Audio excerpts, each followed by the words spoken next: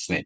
Menarik Seth ya. Jadi kalau rumah tangga itu kan memang tidak ada habisnya. Nah, biasanya nih saya mengulang lagi sebelum berumah tangga itu kan biasanya ada pilihan ini Seth nih. Kalau dalam Islam itu biasa kan disebut dengan istilahnya itu kufu gitu ya. Nah, pertanyaannya kemarin kebetulan saya baru apa menghadiri satu walimah gitu ya. Walimah, kemudian kebetulan itu mahasiswa saya gitu ya. Jadi itu jarak usianya tuh jauh sekali gitu ya. Jadi hampir berapa ya? Mungkin 15 sampai 18 tahun gitu ya. Jadi pertanyaan saya itu terutama itu dari sisi usia pertama pertanyaannya berarti ya. Yang berikutnya juga dari sisi misalnya suami istrinya itu orang kaya gitu. Kaya banget gitu. Sementara suaminya itu ya pas-pasan gitu. Nah, berarti itu yang kedua tuh dari sisi istilahnya itu kekayaan ya harta gitu. Itu yang kedua. Yang ketiganya juga dari sisi mungkin ini suaminya tuh masya Allah gitu ya, apa namanya luar biasa gitu. Tapi istrinya tuh dia biasa saja atau kebalikannya, istrinya tuh luar biasa, apa cantik gitu ya. Kalau suami itu ganteng gitu ya. Tapi ini kok yang pasangannya itu tidak berbeda gitu ya. Nah, ini sebenarnya makna kufu dalam pernikahan Islam itu seperti apa?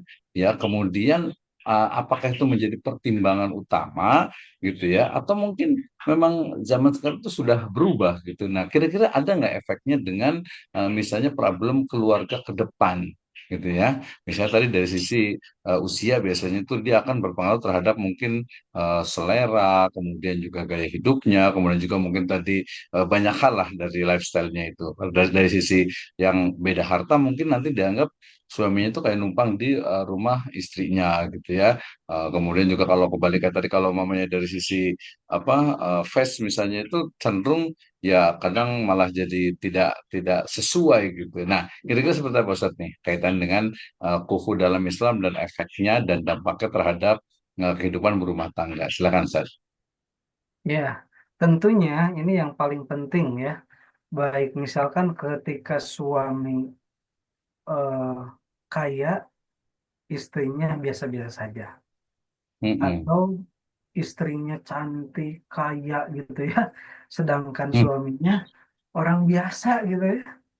Iya. Bagaimana seperti itu? Nah, ini yang tidak boleh dilaksanakan oleh salah satu pasangan yang merasa dirinya kaya, yang merasa dirinya cantik, yang merasa dirinya ganteng gitu ya. Jangan membuat pasangan ini merasa rendah diri. Mhm. Ini hal-hal yang sangat tidak boleh di dalam keluarga. Dan kita tentu tahu, Rob, bahwa ketika salah satu dari pasangan tersebut, kedua pasangan pengantin tersebut sudah melangsungkan meyakinkan akan pernikahan, yakin mereka sudah tahu sama tahu. Mereka sudah tahu kekurangannya masing-masing. Mereka tentu sayang ada sisi positif yang lebih disayangi oleh suami atau istri. Ya, walaupun pada kenyataannya kan itu mah mungkin anggapan orang lain, bro. Ya, anggapan Mhm. lain. Wah, kenapa sih kamu cantik, kamu kaya, kok nikahnya sama yang biasa-biasa aja, Iya gitu ya. betul. Ya, seperti itu. Kita jangan Mhm. mudah terpengaruh oleh omongan orang lain, baik dari sisi kanan, kiri, depan, belakang.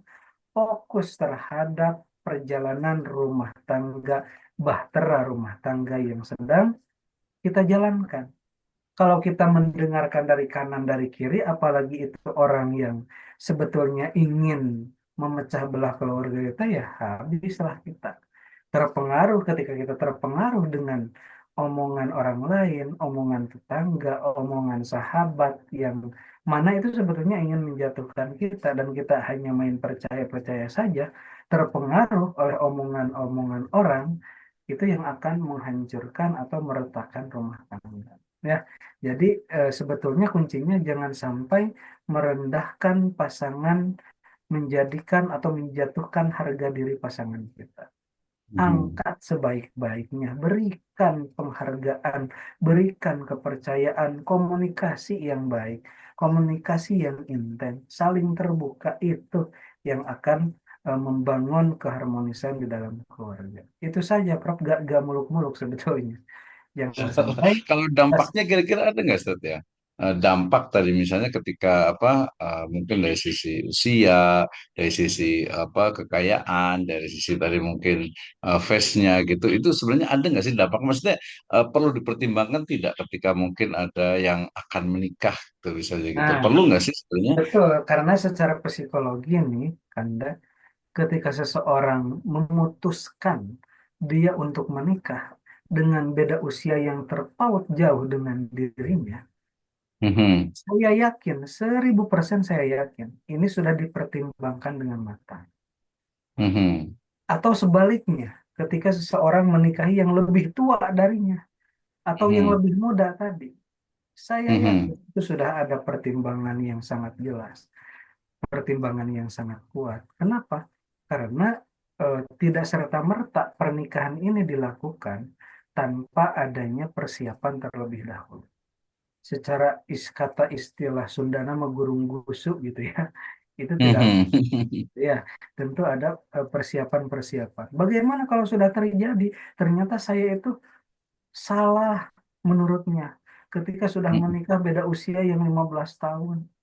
Ternyata mhm, saya yang lagi pengen passion dia nggak bisa gitu ya. mhm, Nah, ini mhm. hal yang terpenting di dalam keluarga, lakukan keputusan dengan bijak sebelum melangkah kepada pernikahan. Makanya tadi fungsinya bimbingan perkawinan ini adalah untuk mempelajari bagaimana kiat-kiat, cara-cara mewujudkan keluarga yang harmonis, keluarga yang sakinah, keluarga yang mawaddah warahmah. Seperti itu kan, Mbak. Iya luar biasa sekali ya. Artinya memang betul ya. Memang tadi di awal tuh ada pertimbangan gitu ya. Ketika mungkin tapi ada juga nih yang mungkin yang pertimbangannya itu kurang matang gitu sehingga kemudian Betul. malah tadi karena mungkin hanya sepekan sebulan gitu kan. Kemudian setelah itu langsung menikah gitu ya. Ternyata mungkin anggapan awal itu karena mungkin kadang ada yang muda, kadang mungkin karena buru-buru kadang nggak apa-apa lah nanti juga saling mengerti, saling memahami gitu. Tapi nanti faktanya ternyata nggak ketika sudah berjalan ternyata oh, enggak gitu dan Tidak itu sesuai menjadi ekspektasi. betul iya dan itu saya sudah sempat menulis juga tuh saya sempat menulis tulisan itu tentang mitos kufu gitu ya. Nah, mitos kufu itu sebenarnya membantah itu tentang kufu gitu ya tentang bahwa nggak terlalu berpengaruh gitu jadi di Betul. awal saya itu berpendapat bahwa kufu itu ya tidak berpengaruh gitu ya tidak terlalu berpengaruh gitu tapi kemudian Hmm. faktanya gitu ya faktanya itu beberapa apa ya kita tahun belakangan kita melihat ada banyak sekali yang curhat yang ngobrol, diskusi, konsultasi dan sebagainya ternyata ada juga gitu sehingga mungkin ya tetap ya ada pertimbangan ketika mereka kan pasti akan harus istikharah dan sebagainya dari sisi usia, dari sisi harta, dari sisi mungkin apa face-nya itu perlu diperhatikan kalau saya seperti itu gitu ya. Oke. Betul.